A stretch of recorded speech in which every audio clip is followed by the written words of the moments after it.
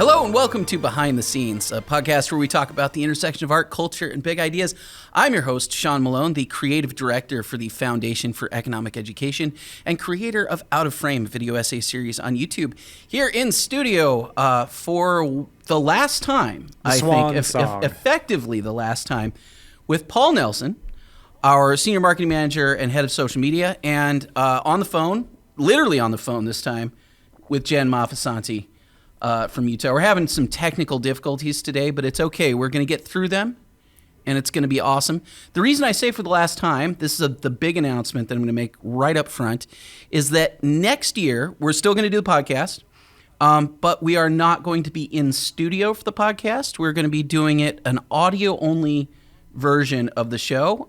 We found over the last year-ish or so that it honestly, it doesn't make that much of a difference to do that. And instead, we'd like to use our studio time for doing more out-of-frame content, some more YouTube shorts. TikTok dances, you know, stuff that you really need the video for. The usual. Yeah.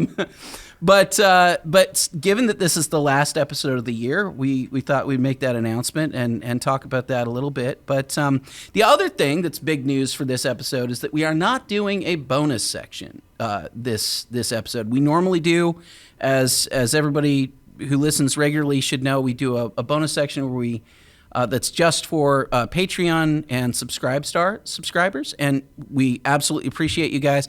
But this time, we wanted to do the end of the year for everybody, and what we're going to do is something a little bit special. Instead of talking about one movie, we're going to do a little award show. Yes, fancy award show. A fancy award show. We were not smart enough to think through the tuxedo T-shirts. I left mine at home. But we should have done that. Yes. I think we would have been smarter. Next year, we will come together and do tuxedo T-shirts. But yeah, so we've thought long and hard about this. Seriously, the last couple hours now, we've been just debating our choices for various categories. But we have several categories, and I'll list the categories up front, and then we will go through them. We've got an order to go through these. We're going to do Best Actor and Best Actress. We're going to do Scene Stealer. We're going to do our pick for Unexpected Gem. And by the way, I should say these can be movies or TV shows. An Unexpected Gem, Best Actor, Actress. Biggest Disappointment also can be movies or TV shows. We're going to do Worst TV Show, Best TV Show, Worst Movie, and Best Movie. We're not going to get into technical categories like they generally do in the Oscars or the Golden Globes, so we're not going to, get into detail on whether or not we thought something was the best score, the best cinematography. So it's really just overalls and our picks. We also did not limit our categories we did not limit the choices in our categories to any particular numbers. So some categories have a lot of options. Some categories have relatively few options. We were disappointed a lot this year. We were indeed. We were disappointed a lot. There are many disappointments. But we picked our most disappointing. Not angry, just a little disappointed. Just a little disappointed. But what we're going to do is we're going to start with Best Actor. And honestly, I actually think the candidates are relatively strong in this category. We got Best Actor and Best Actress. I'll go through the list and I'll announce the list, and then let's talk about them. Let's talk about how we feel about each candidate here. We've got Lakeith Stanfield for his performance in Judas and the Black Messiah. We've got Bob Odenkirk in Nobody, Michael Keaton in Worth, Matt Damon in Stillwater, Elijah Wood in No Man of God, and Brett Goldstein in Ted Lasso. So, Jen, Paul, where you guys is? Why did we include all of these folks on the list? I guess is the thing that everybody would want to know. These actors stood out to me throughout the long year of 2021 as some memorable performances. And when we show you our winner, I think you understand why we chose them. But all of these, I think, what's in common is that something about their performance stood out and is memorable. Yeah. Yeah, I would say that all of these choices here, all of these nominations, not only did they give superb performances in all of the films that they were in, but they exceeded expectations in those performances as well. Like Yeah. there are some actors out there, like they're going to do a good job, and that's cool. That's not surprising. But this was above and beyond what we expected from even these really top caliber actors. Yeah, I think there are a lot of actors on this list specifically that I think fall into that category. I think Lakeith Stanfield, for not being a particularly well-known actor, I think really knocked it out of the park in Judas and the Black Messiah, and I didn't particularly care for the movie itself. So, spoiler alert, that movie is not on our best picture candidate list, but Lakeith's performance Great. absolutely was, and it was fantastic. Bob Odenkirk, I think similarly, just as the idea of being an action star, for example, just wildly out of type for Bob Odenkirk, and so that was really interesting. I imagine not everybody saw Elijah Wood in No Man of God. Elijah Wood also produced that movie. I think he may have directed that movie. He's a man of many, I'm gonna have to talents. look at it. But he plays an FBI. He plays an FBI agent who was the last person to interview and the most successful person to interview Ted Bundy before Ted Bundy was executed, and he's just spectacular in that film. And it's one of these things, like Elijah Wood, you don't see that much, And when you do, a lot of times it's very. I think a lot of people cast Elijah Wood in roles that sort of play on his nerd culture cred a little bit. But man, sometimes he just turns in a fantastic performance, and this is one of those times. Shall I announce our winner of this category? Yeah. Our winner, Let's go for it. Matt Damon for Stillwater. Matt Damon. Matt Damon. Matt Damon. So the reason we chose this, and everybody chime in here, but partly because it's just a stellar performance throughout. It's also well outside of type, I think, for Matt Damon. That was probably the thing that most interested me about this performance. And watching him in interviews, even you could tell that he actually spent some time with people he doesn't normally spend time with. And I found that to be pretty intriguing. But overall, it's just a fantastic performance. Yeah, and this is his movie, carried it. His performance, like Sean said, is fantastic. It's not something I was expecting. When for trailers first came out and I started hearing about this movie, I was thinking, oh no, this is just going to be another piece of Hollywood content that's just going to be bashing most, or at least half of America. And it wasn't. And it actually touched on a lot of touchy subjects in a very it's not. I don't want to say. It's in a very relatable way. I think that's the best. Yeah. But it treated his character, who he's portraying, with respect. Didn't make fun of him. No. But it also treated everyone else in that movie. I love the movie. It's one of my favorite movies of the year. But mainly because of his performance. Yeah, I totally agree. I think for those who haven't seen the movie, we talked about it on the show. So go back and listen to that episode. But so Damon plays Bill Baker, who is an oil worker from Oklahoma, whose daughter gets arrested in France. She's living in Marseille, and he has to essentially he goes to France to try to free her from prison and deal with her situation. And it as Paul said, it's something where the movie could make fun of him for being blue collar and uneducated and maybe not the most worldly of people, but it actually has a ton of empathy for him, and that is because of Matt Damon's performance. I think it's really phenomenal. I absolutely agree with everything that both of y'all said, and if y'all will recall from our episode on Stillwater, I didn't particularly care for this film. It was just really not my cup of tea, but I wholeheartedly agree with this Best Actor award. So, yeah. Shall we move to Best Actress? So Best Actress, also I think a strong field relatively this year. We have Emily Blunt for The Quiet Place 2. We had Thomasin Mackenzie for Last Night in Soho, McKenna Grace for Ghostbusters Afterlife, Charlotte Ickdow in Mythic Quest. Remember, we can do TV and movies here. And also Juno Temple from Ted Lasso, both Apple TV shows. Paul, talk to me why you made the case for Juno Temple. Tell me why you wanted her on the list. Yeah, so Ted Lasso, it's a great show, but Juno Temple's character in particular, she has made me care about a character archetype that normally just I wouldn't really care about, wouldn't be my favorite, but she brings a lot of empathy, a lot of relatability to the character, to the role, and she's funny, she's charming, and one of the best parts of season 2 for sure. Yeah. And I'm just excited for season 3. Yeah, I think one of the things, and very similar to the best actor category to some extent, is that like we kind of favored performances that were unexpected and that changed the way that you think about an archetype.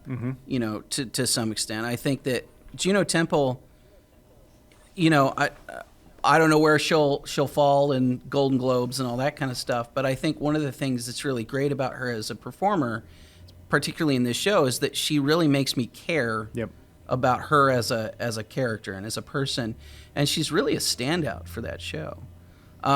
Similarly, I think Charlotte Ickdow in Mythic Quest is a standout, and almost in the reverse way, right? Exact like opposite. She makes me utterly hate her in many ways, right? She's kind of unbearable, but also she's hilarious, and you know, I think if we were doing comedy awards, she would be way at the top of my list on any kind of specific comedy awards.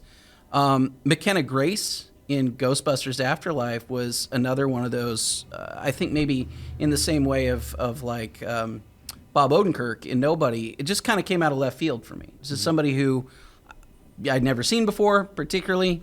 Didn't really know what to expect. I thought she really carried that movie, and it was great. But you know, the difficult, I think one of the really contentious ones for us, and we debated these a lot, was you know, between Emily Blunt and Thomasin Mackenzie. But Jen, how did you feel about Thomasin Mackenzie in Last Night in Soho? Oh, I loved her. I loved her so much. And she brought this really unexpected innocence and charm to the role that I didn't see coming. You know, I didn't expect to want to mother this character nearly as much as I did. And that was 100% her performance. And especially playing directly opposite Anya Taylor-Joy. It was just, she held her own, and she didn't get like such a meek and soft-spoken character. It would have been really, really easy for her to get lost in that crowd, and she wasn't. She wasn't at all. Yeah. So she gave an outstanding performance.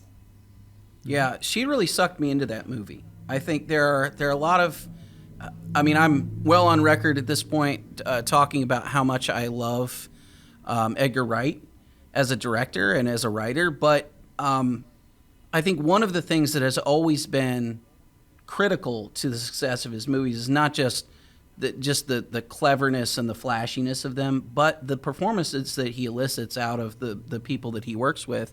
And, you know, for years it's been Simon Pegg and Nick Frost and folks like that. And that's been, you know, obviously like a really beneficial aspect of almost every one of the movies that he's done. But I look at something like Last Night in Soho, and it really requires Thomasin Mackenzie to be somebody that I'm completely almost in love with, like right off the bat in that movie, and just absolutely rooting for it the entire time, because her story is so, ultimately it's so dark, but I also, you need to believe that she wants to be in that world and she wants to be immersed in that world. And for me, I think she really gave one of the standout performances of the year. And Emily Blunt, this is an interesting one to me a little bit because it's a sequel, and it's like a direct sequel. Mm-hmm. It's essentially the very next day or next week or something like that from the end of A Quiet Place, and she continues to play the same role of Evelyn Abbott. And she was so good in A Quiet Place 1. And this is what made it tough because she continues to be just a dominant performer. And honestly, there were other movies that she was in that we didn't care as much about, like Jungle Cruise, right, for example, that she still kind of stole the show. She's great. And Emily Blunt just continues to impress. But yeah, what did you think about A Quiet Place 2? I mean, it's great. It's a great movie, great franchise now. Yeah. But I think it's because of her, really. Mm-hmm. Her portrayal of that character makes the family dynamic very relatable, and it takes a lot to portray something like that with, literally no words. Yeah. So it's just a great performance. I think one of the things that she did so well in both the first movie and in this movie is. And I honestly, I attribute some of that to the fact that she's working with her real-life husband, John Krasinski, who wrote and directed the film.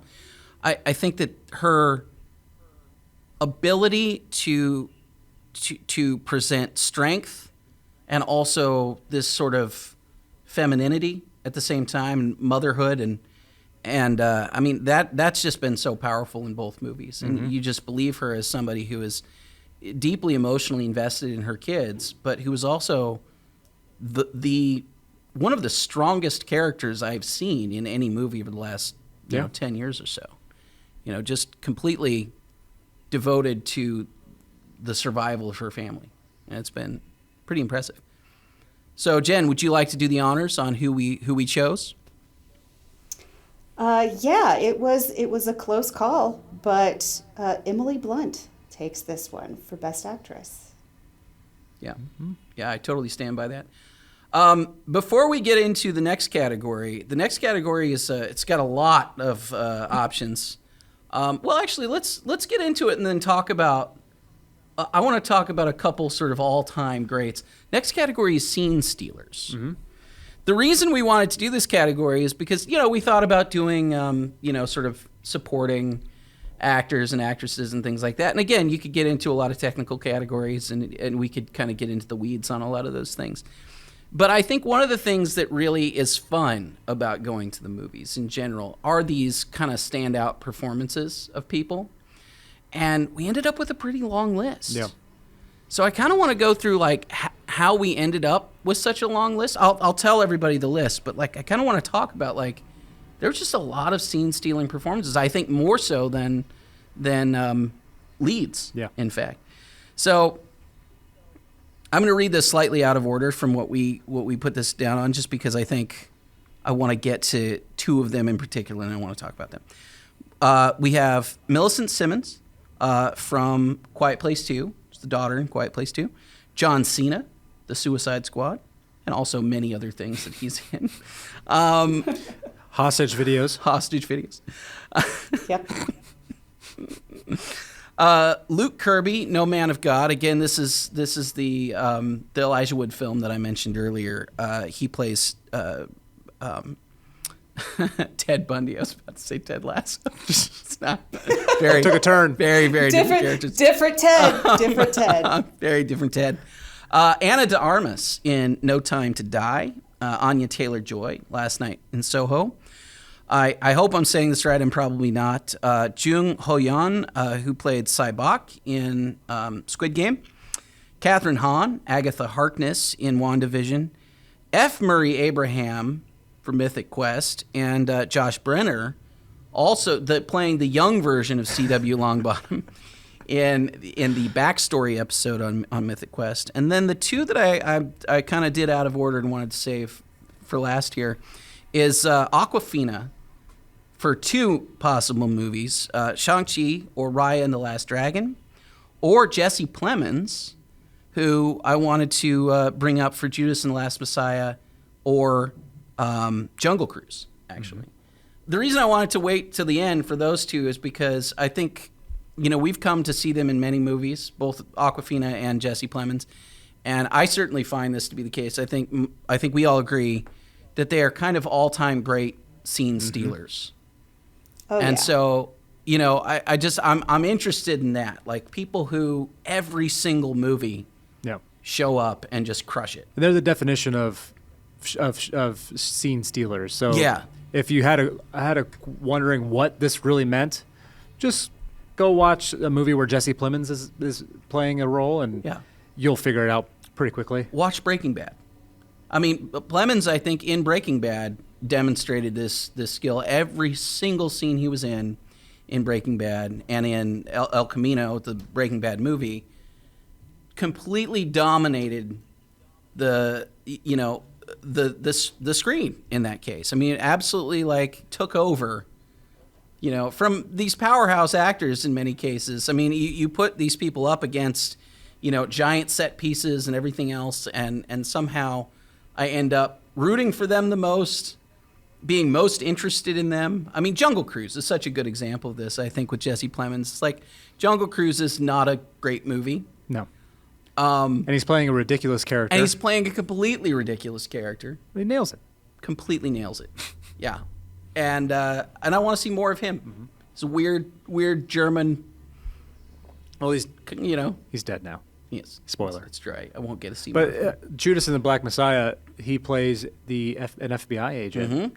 And him and his scenes with Lakeith Stanfield are some of the best of the year. Yeah. And the tension that they are able to produce between the two of them is absolutely fantastic. Yeah. And enjoyed those parts of the movie immensely. Yeah. So some of the other choices we have here, F. Murray Abraham. I kind of put these in the same bucket here, but Josh Brenner and F. Murray Abraham both as C.W. Longbottom in Mythic Quest. I think that character is one of the most memorable and sort of interesting. But the reason that we wanted to bring it up for this show is because we wanted to talk about that backstory episode. Mm-hmm. Paul, you want to talk about that a little bit? Yeah, so, sorry, I'm blanking on his name. The young F. Murray Abraham. Oh, Josh. Brenner. Yeah. So it's about towards the end of the season, and we go back in time to when C.W. Longbottom was coming to Los Angeles, and an up-and-coming writer who was from Iowa and acted every bit the big city snob as he could, and it just gave everything that the old C.W. Longbottom was doing in the show. Yeah. It just gave you every single reason. It made you understand why and where he came from, and just are you supposed to root for him? I don't know. Maybe, but it's in a bittersweet way. I think I feel sorry for him a little bit. I like him. Yeah. Also, I want to like him. I want to root for him, but I feel a little bit bad for him as well. Which is funny. This is an impressive thing to do, I think, in this context, because the character is sort of unlikable. Yeah. Inherently unlikable. He is not very nice to his friends. He's not a very stable person. He steals ideas from other people and doesn't give them credit for it. He's just not a very moral or good person. He's just driven by his ego and his very large ego. Very large. He has a big head. You might say that Josh Brenner has a big head. All right. If you know, you know. If you know, you know. Yeah, but I think that he's absolutely a scene stealer, and I think that entire episode is a season stealer. Yeah. As an episode. Another one, Jen, you might want to talk about a little bit, is Catherine Hahn in WandaVision. Oh, yeah. She played Agatha Harkness in WandaVision. If you will recall, she had her own little musical scene and everything. It was Agatha all along. In fact, I have some nail polish that is inspired by her called Agatha All Along. It's great. And she, everybody, she's getting her own show. She was that popular with the fans. Yeah. And it's interesting because she is ostensibly the bad guy in this not TV show. ostensibly. Although we've established that Marvel Yeah. and Disney are very confused about what makes a good guy and what makes a bad guy. But regardless, she is the antagonist, shall we say. And she... Literally correct. We understand her. Yes, but we understand her. We get to see how she's going to be burned at the stake for being like the wrong kind of witch, and it's just like we get her. And who among us hasn't every now and then wished that if I only could, I would get you, my pretty. But yeah, it's just, she's a delightful character. She's so charming. She gave a hilarious performance. And even well before in WandaVision, she's great. Like before we even saw her revealed, to be the witch, just as the neighbor, I think she was stealing scenes. But our winner is probably going to be a surprise to many people. Well, maybe. Perhaps. Maybe. I want to talk about our winner here. Ana de Armas for No Time to Die. James Bond, final Daniel Craig movie. First Ana de Armas movie. First Ana de Armas Bond movie. Paul, why did she, how and why, and why are we giving her this award? So this movie, it's James Bond. It's huge. It's Daniel Craig's last movie. It's his send-off. It's one of the biggest grossing movies of the year. Mm-hmm. And the only 10 minutes I remember are when she's in it. And the only 10 minutes I care about this movie is when she's in it. She comes on screen. They don't really give her a backstory. She's just a U.S. asset in the Caribbean, and she is who she is. And so James Bond is naturally, it's great. It's just great. In such a short time, she is able to set up her character and deliver on her character's promise in unexpected ways. And then when she's off screen, it's like, well, why?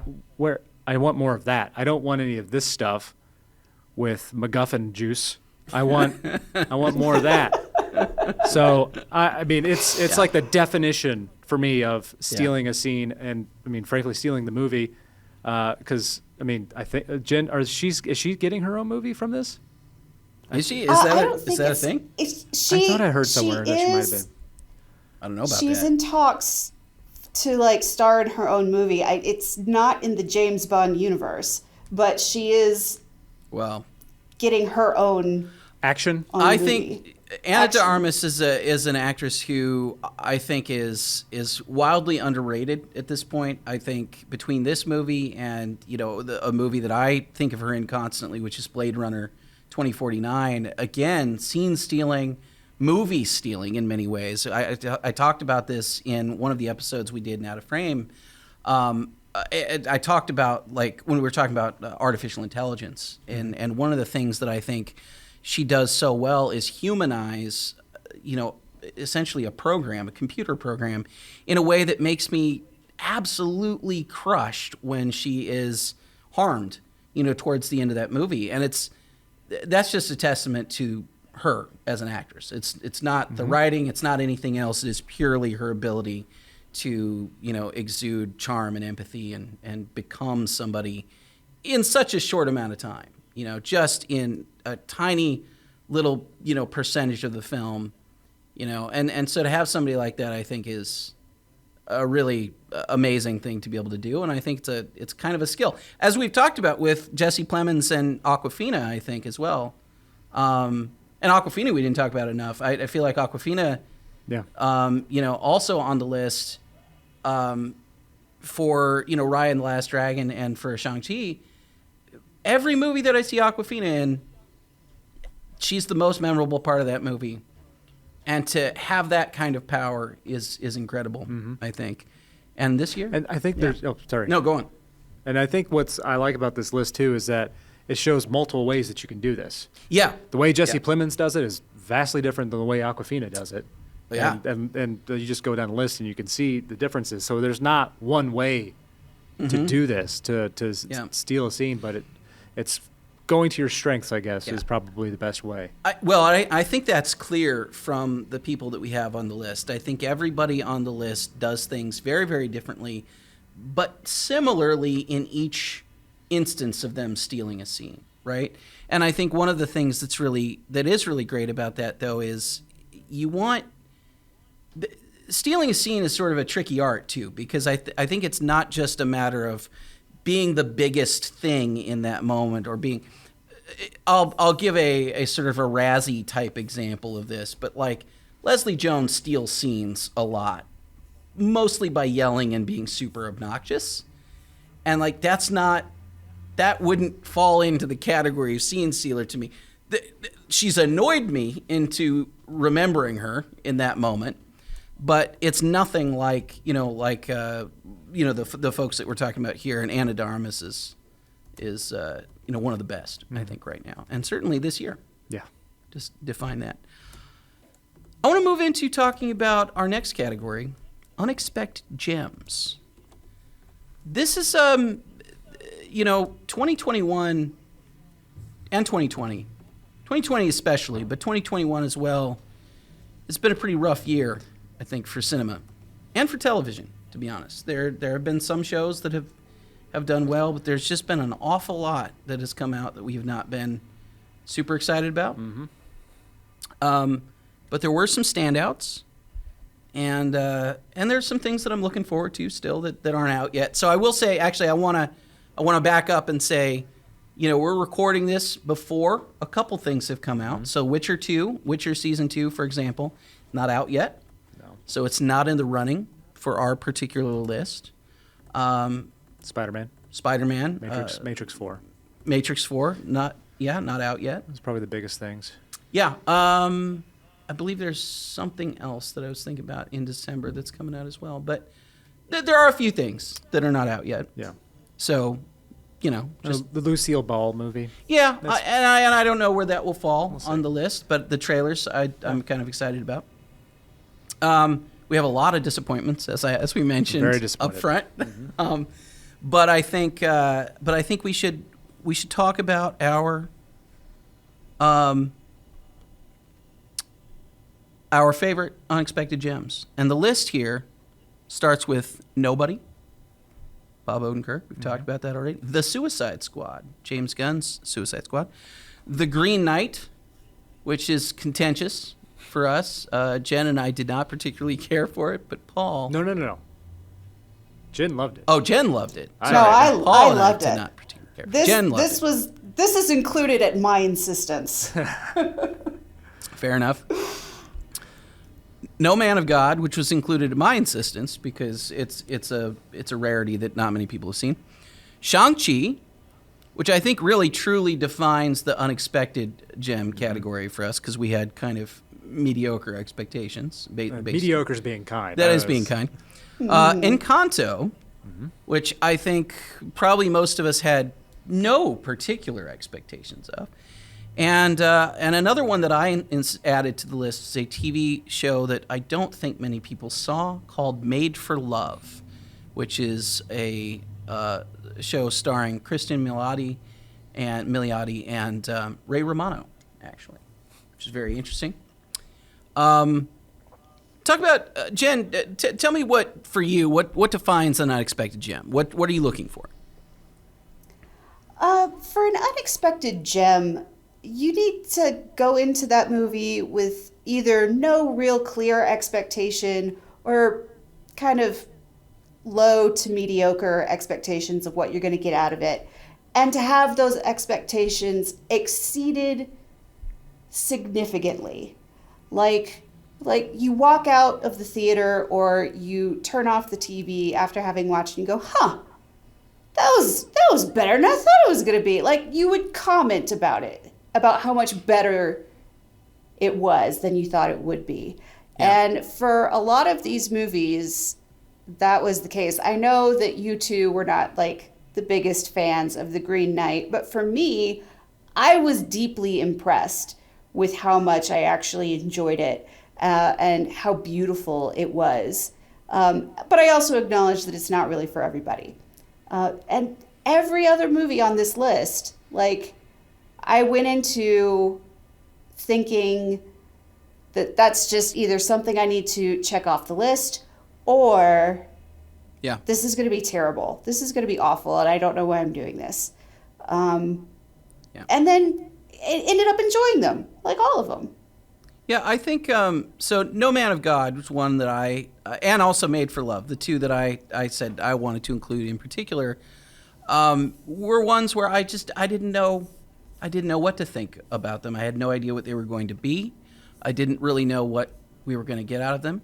I think by contrast, something like Shang-Chi, I had pretty low expectations for, just because of the current state of what a lot of Marvel kind of TV and movies have been. I think there's been since Endgame and since the sort of the end of, I guess it was Phase 4, and just the end of the core Infinity Saga stuff, it's been not particularly impressive. And so to have a film that came out that was really exciting in that genre, it was a big surprise to me. And that's for me what made Shang-Chi, really an unexpected gem.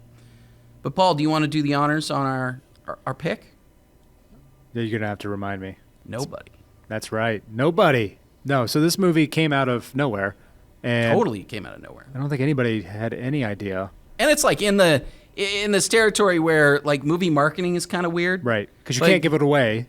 Well, you can't give it away, but also like I'm not even seeing trailers for stuff. Right. I'm like you're not driving around, you're not seeing billboards, you're not seeing, there's just nothing. It's just suddenly people started telling me to watch this movie. Yeah, and then you have Bob Odenkirk all of a sudden as becoming an action star. What? Okay. Why? I mean, this movie came out of nowhere. When we watched it, I didn't really have any expectations because I didn't really know what I was going to get, and it's fun, a lot of fun, and some great cameos that were fantastic. But it was a great movie. Yeah, so that was our pick. I think largely because of to what Jen said, the gap between your expectations and what was delivered, just massive on that movie. Highly recommend. But on the flip side, we had some disappointments. A lot of disappointments. And I would had a argue few. that our list is not exhaustive. Anything that's not on this list will probably Yeah. be disappointed. I mean, we had to cut it off somewhere. So if it's not on the list, it might still have been disappointing, but it wasn't as disappointing as the rest of them. Let's say that. Like I did just watch the final season of Lost in Space on Netflix. It could be on the list, but it's not. But my only question is why? Why put yourself through that? The first season was fine. It was fine. And then it went consistently worse. Oh dear. No. What for you? So similar question, but for Paul, what makes a disappointment? When it's kind of the opposite of unexpected gem. It's you go into something where this should be good. There's a reason, either the director, the actors, the writing team, whatever your expectations just are not met. And I think the ones on this list are where our expectations had the biggest gap between expectations and then delivering. Yeah. So the one I'm going to start with, even though just because I think it's funny that it made it on both lists, is The Green Knight, because for Paul and I, in exactly the opposite way that Jen enjoyed the film, I think we were both surprised negatively. Yeah. With this. I usually enjoy A24 movies. They're not for everyone, like Jen said, but I've enjoyed. Wouldn't say I usually do, but I would say that there are several that I have enjoyed. They have a pretty high batting average for me. So, and you do know, you're going to get something weird. Yeah, which I'm fine with. I like to get weird every once in a while. Yeah, but this was. All right, let me read the rest of the list here. Coming to America. Without Remorse, the Anthony Mackie movie. The Tomorrow War, starring Chris Pratt. Black Widow. Dune, which is Paul's inclusion I on the list, to insisted be on fair. this one. This is an insistence Yeah. because I wouldn't have. I was not disappointed by Dune. I enjoyed Dune. Cry Macho, which I insisted on. Finch, starring Tom Hanks. Foundation. That we're not limiting ourselves just to films here. So the TV series Foundation, The Falcon and the Winter Soldier, and WandaVision. It's a lot of Marvel on this list. It's a lot of Marvel. And we've talked on the show several times about a lot of these, a lot of the Marvel shows. Mm-hmm. Loki didn't make it on the list. Possibly could have. There was no Owen Wilson on a jet ski, so. That actually is almost a crime. I feel like. I don't think Loki made it onto any of our lists. Actually. It was surprisingly forgettable. It was surprisingly forgettable. There are lots of things about it that obviously are setting up the rest of what they're doing right now, but it's not. Don't care. Well, that's part of the problem. I think that's part of what makes a lot of these things disappointing.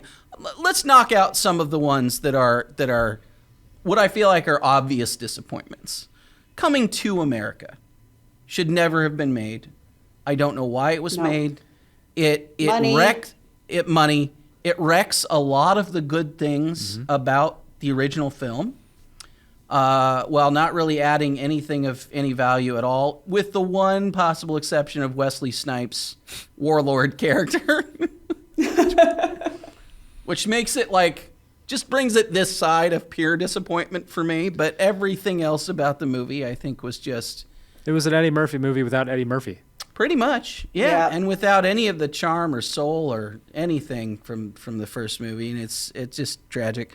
Without Remorse, which accidentally I just realized I said it was Anthony Mackie because I was thinking of Outside the Wire, which is actually not on the list, but in fact was the Michael B. Jordan Amazon Prime Tom Clancy, the Amazon Prime Tom Clancy.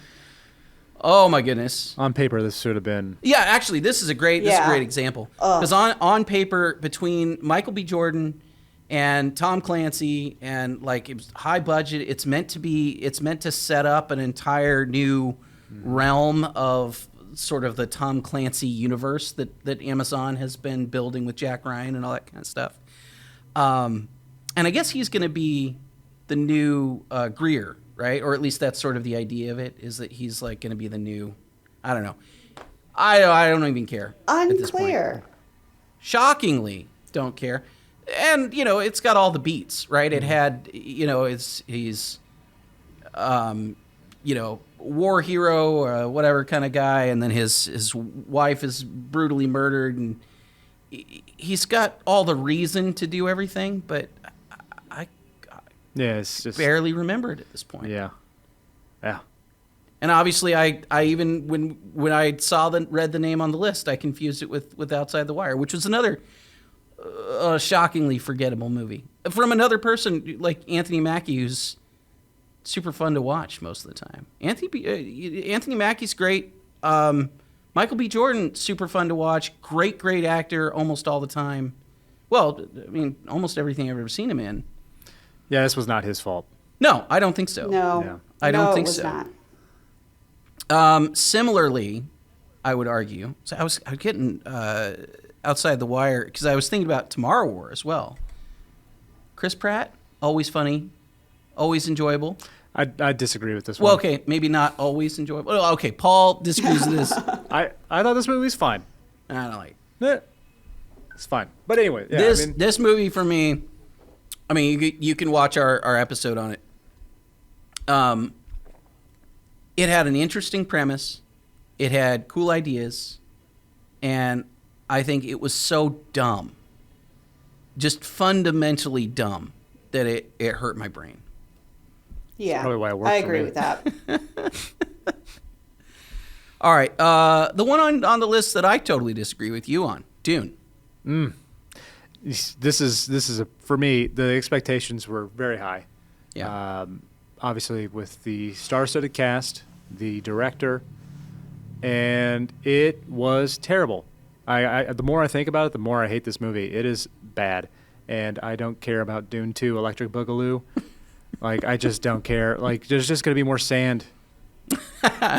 There is going to be a lot of sand in Dune 2. That is undeniable. Yeah, fair. I think that's so. I think I said this on our episode.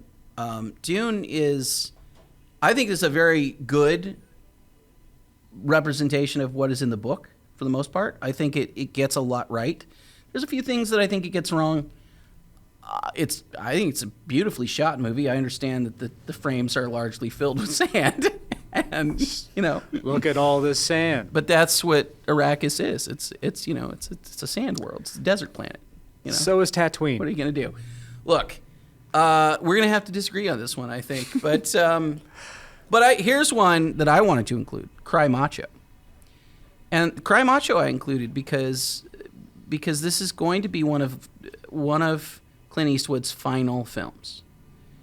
And also I'd been told that it was good. People had said that it was. Yeah, some people were like, "Oh, you have to watch." I wonder if it's just because it's. I think it's just because it's Clint Eastwood. Yeah.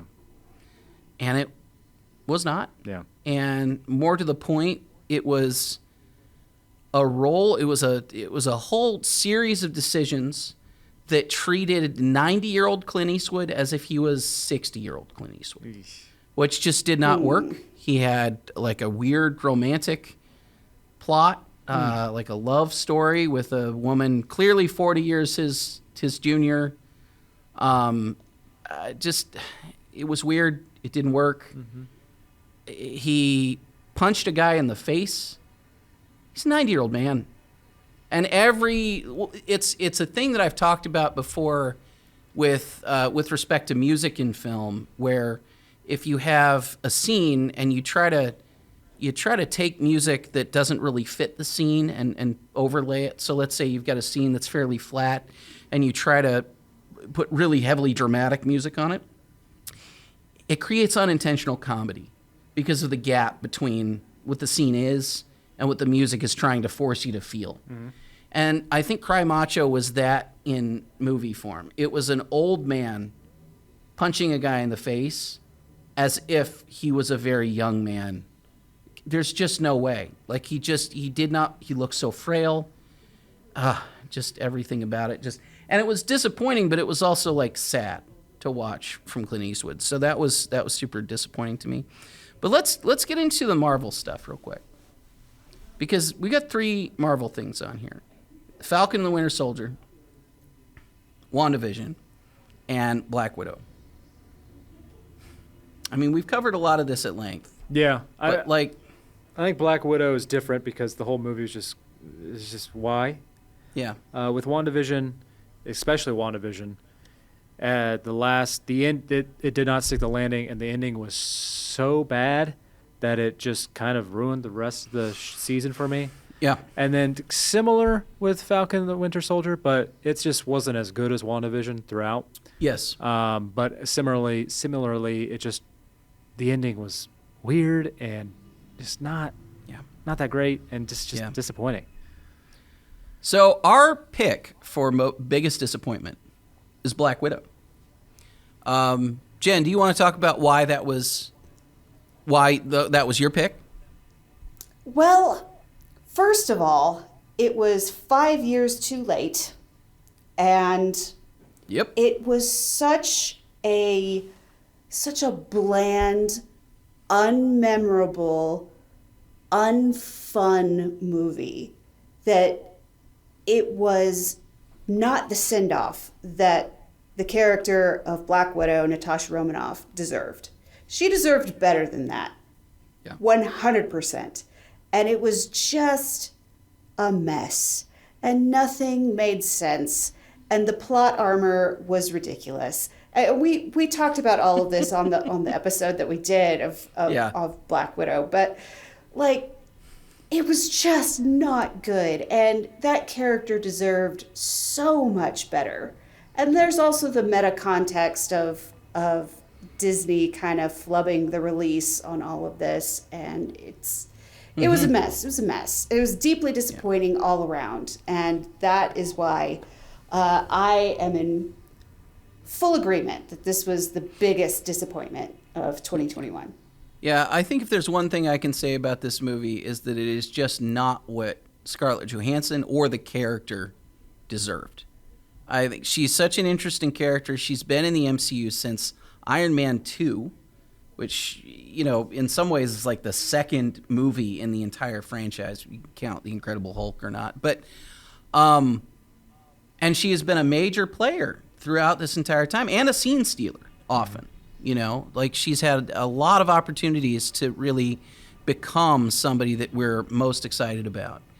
And her, spoilers here, but her death in Endgame was a catalyst for everything. It was hugely important, had massive impact on everything. And if they had ended it there, I'd have felt pretty good about it. It was a good cinematic death. To bring her back to do this is just a waste. Mm-hmm. It's just an incredible waste. Mm-hmm. So carrying on the theme a little bit, we're getting into the back half of this. We're going to come into our favorites. We might need to rush through it a little bit. Yeah. We will, just a little bit. But we have worst TV show and best TV show. We've got worst movie and best movie left. So let's start with worst TV show. This one I think we can go a little quickly on because I think it's kind of a no-brainer for us. Our choices were Dope Sick, Sweet Tooth, Foundation, Marvel's What If, and Wheel of Time. I think everything on this list we've either talked about directly or Jen, I don't think we've talked about Dope Sick, and we haven't talked a ton about Foundation. Foundation is just way off the rails in terms of what Asimov would have written. What If pretty much was useless from the very beginning. But the hands down winner, Wheel of Time. Yeah, it's running away. It's not it's continuing. good. I mean, it's not good. We're not even done with the season at the time of this recording. Yep. And we've talked about it before on the podcast. Yep. It's bad. It's bad. Yep. Wheel of Time. But on the good end, best.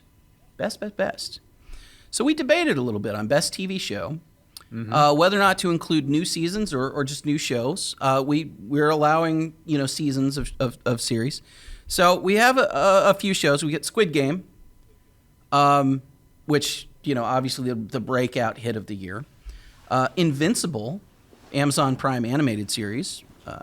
Ted Lasso season 2, Mythic Quest season 2, and this is going to come as a surprise to a lot of people. We haven't talked about it on the podcast at all.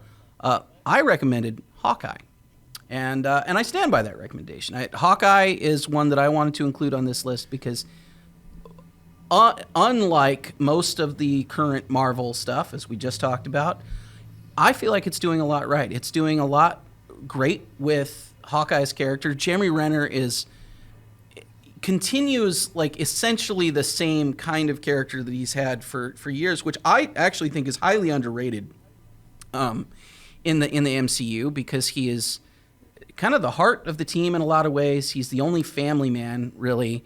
And also, he kind of doesn't want to be there, which is fun. Like, it's sort of a fun thing. He does not see himself as a superhero. And in fact, in the series, he talks a lot about not really even wanting to be seen as a role model. He's just a guy who got hired. In fact, he talks about this. The series comes largely from a comic run called My Life as a Weapon. He says something in the series in one of the most recent episodes where he says, I'm a weapon, and I'm not a hero. I'm not somebody to look up to. I'm just a weapon who happens to have been pointed at the right people from time to time. And I think that's an interesting way to think about the character. Mm-hmm.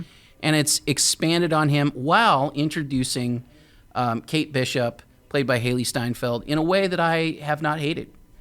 It's hard. I think the MCU has one of the Disney's problems lately is introducing new characters as sort of replacements for existing characters, and they have almost to a person been worse, less likable, less interesting, weird carbon copies of things that already existed in a better form. And this is the first time that I've seen so far where Haley Steinfeld is enjoyable to watch and not a horrible person replacing a good person, which has sort of been the case with a lot of these. So I wanted to include that. Ted Lasso season 2, strong candidate. Paul, what are your thoughts? I mean, Ted Lasso continues it doesn't hit the highs of season 1, but the season 2, it's funny, and there's some episodes in there that are just some all-time classic TV episodes, like the Christmas episode. I think is one that's just a great standout. But surprise, like a lot of Apple TV, and I guess it's just 2 shows. But these 2 shows in particular, these Apple TV nailed it with these 2 shows, and we'll see what they can continue doing. But yeah, we can keep going. So Jen, you made a strong case for Invincible. Yes, I did. Invincible, it was also a surprising show to me because it was not at all what I expected it to be. And this is one of those shows that, like, we talked about it on the podcast before it had completed its release run. Mm-hmm. So we were like mid-season when we talked about it on the podcast. And it takes a turn. And I kept watching it, even after I didn't have to. And when you consider the kind of time crunch that I have on my free time, which is very limited to begin with, for me to choose to keep watching a show that I don't technically have to watch is a really high mark, because that means I am actively making time for that thing, which is rare these days. It's rare. And it had a remarkable amount of heart as well. Mm-hmm. It was shockingly violent in places, and it's not like a happy feel good show. No. Except for when it is. And it had a hero. I think that it had a hero. It had a legitimate hero. And I think the dichotomy there is what really sets it apart for me. Yeah, great show. Our winner is not any of those, however. It is Mythic Quest Season 2, which Paul and I had to argue for. Yeah. But Mythic Quest Season 2 is better than Season 1. Mm-hmm. It has the backstory episode that we've already talked about with F. Murray Abraham and Josh Brenner. It has, for me, and the reason that it's my vote for winner of best TV this year, is that it actually took on a challenging subject, which is cancel culture and sort of woke culture and all that kind of stuff, in a way that was not only funny, but which was not like this just reactionary kind of nonsense that you get in a lot of places.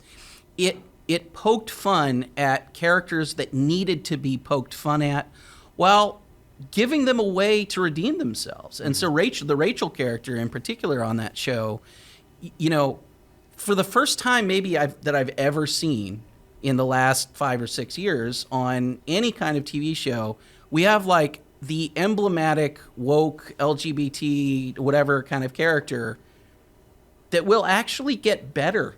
Mm-hmm. And I'm looking forward to Rachel not just complaining for the next season, but actually building something.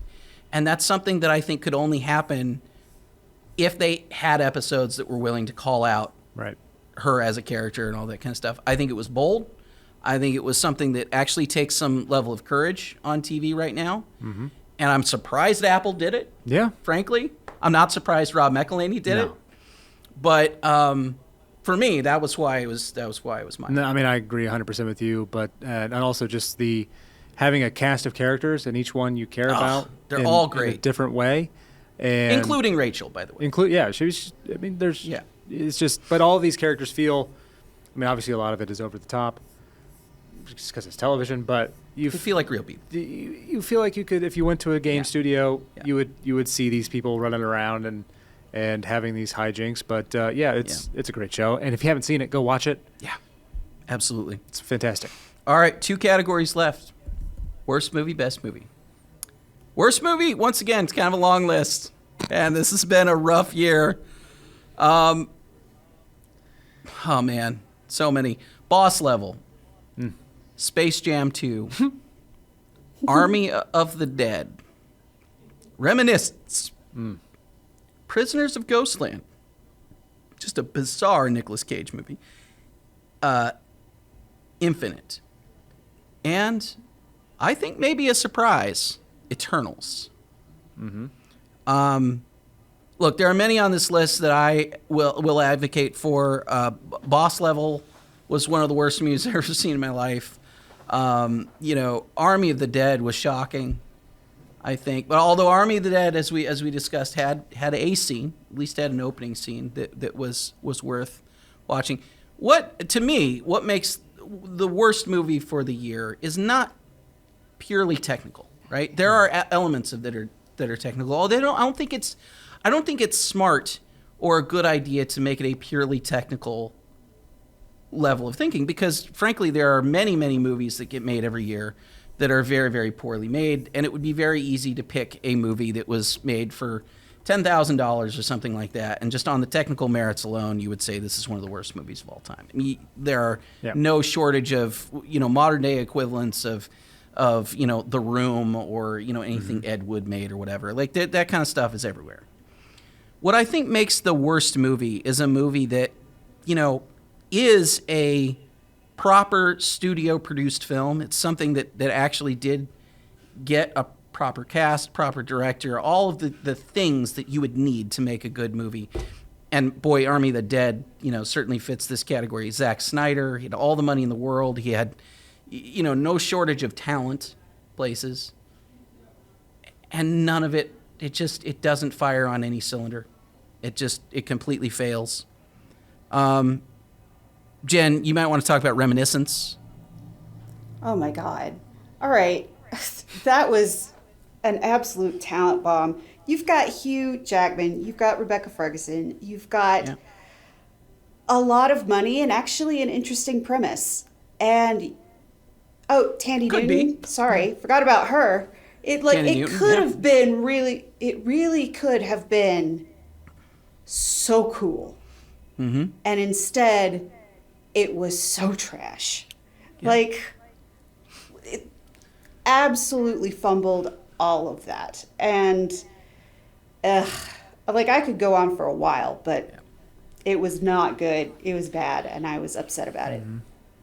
But our winner in this category, and I'll let Paul announce it, our winner in this category is one that fits the description that I just gave. I think it had every opportunity.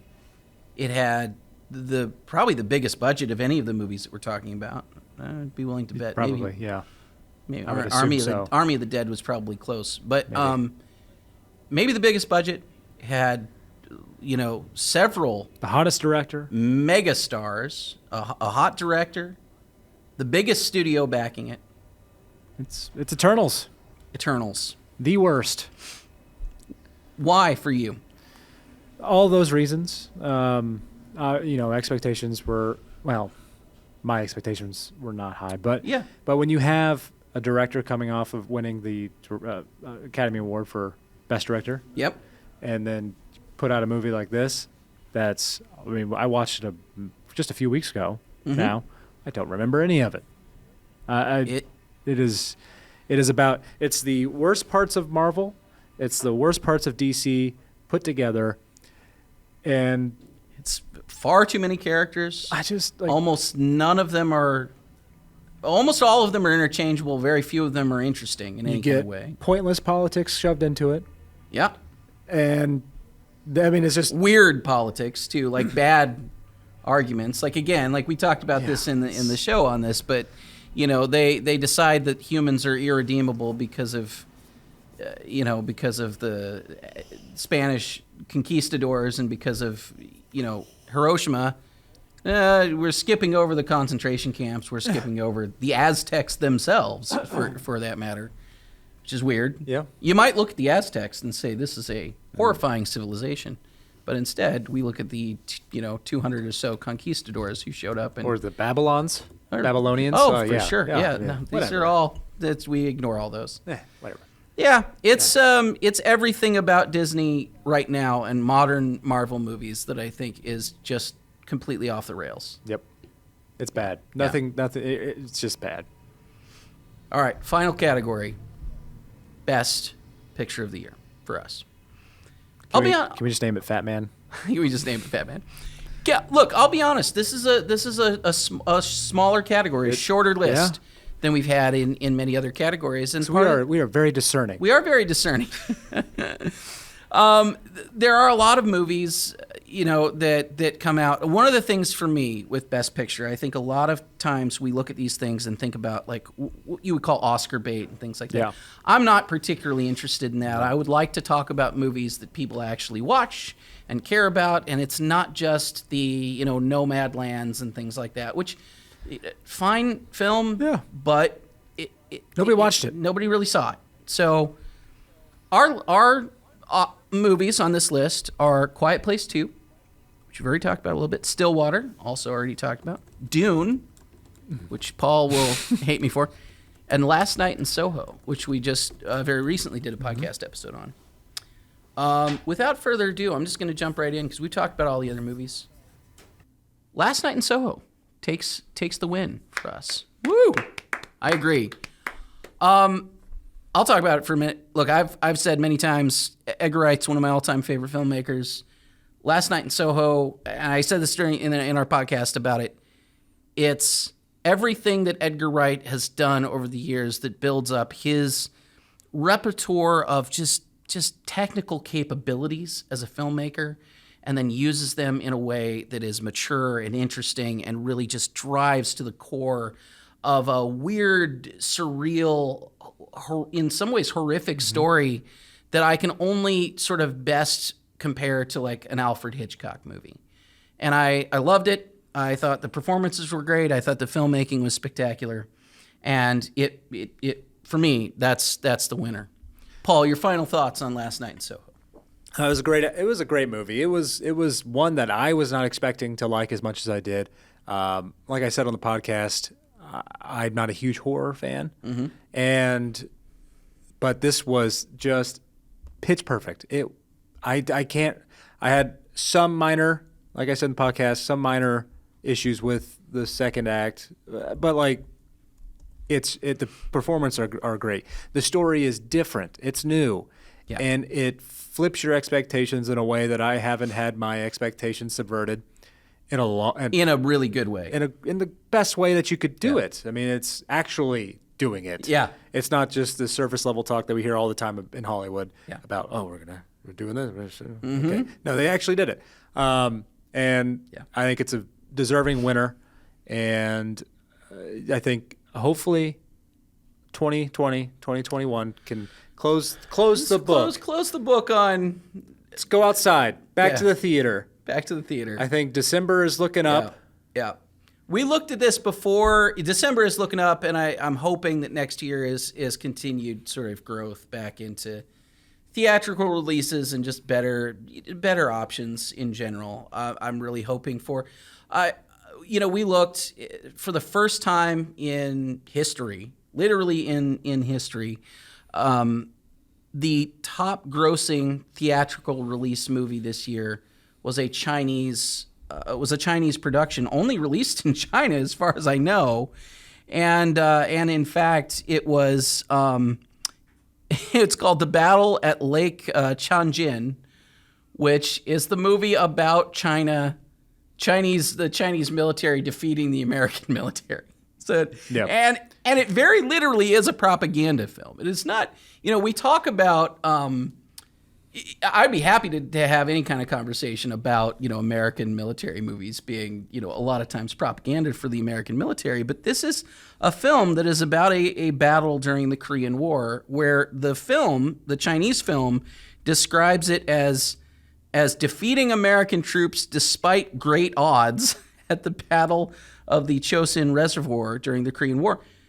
We looked up the great odds. The great odds were the South Korean side, which is the UN and American forces, had about 30,000 troops. The Chinese and North Korean side had 120,000. So I'm not really sure that there were great odds, but not on their side. So clearly propaganda. All right, so that's our list. I hope you guys enjoyed it. Agree? Disagree? Let us know. We'll talk about it at length. We'll talk about it in Discord. We'll talk about it on Instagram or in the comments. We'll talk about it on YouTube, wherever you want. But let us know your favorite movies, your least favorite movies, some of your favorite performances of the year, least favorite. What surprised you this year? We'd love to talk about it. And then I have one. Yeah. If I appreciate you guys listening and watching, and now we are moving to an audio only format, so we want to focus more on those platforms. So, as a Christmas gift to me, can you leave a review, preferably 5 stars, 5-star on your preferred platform of listening to podcasts? I know it's kind of, I don't want to ask it. It's true, but it does help us get to new people, and it's going to help Apple, Spotify. We're all over the place, Google Play, everywhere. Pretty much anywhere you can get a podcast, you can download our show. It'd be greatly appreciated. It would be. Anyway, thank you so much for watching or listening. And if you are a Patreon or a Subscribe Star supporter, we love you. We thank you for all of your support over the last year and a half, 2 years. And we're just going to keep doing this, and we're going to make more Out of Frame content next year. But we'll see you on YouTube. We'll see you on we'll still be on YouTube. Pretty much every platform you can imagine at this point, I feel like. And join our email list if you haven't done that. Yeah, that's fun. We got good stuff. It is good. Anyway, but just happy holidays. Have a great new year. We'll see you in 2022.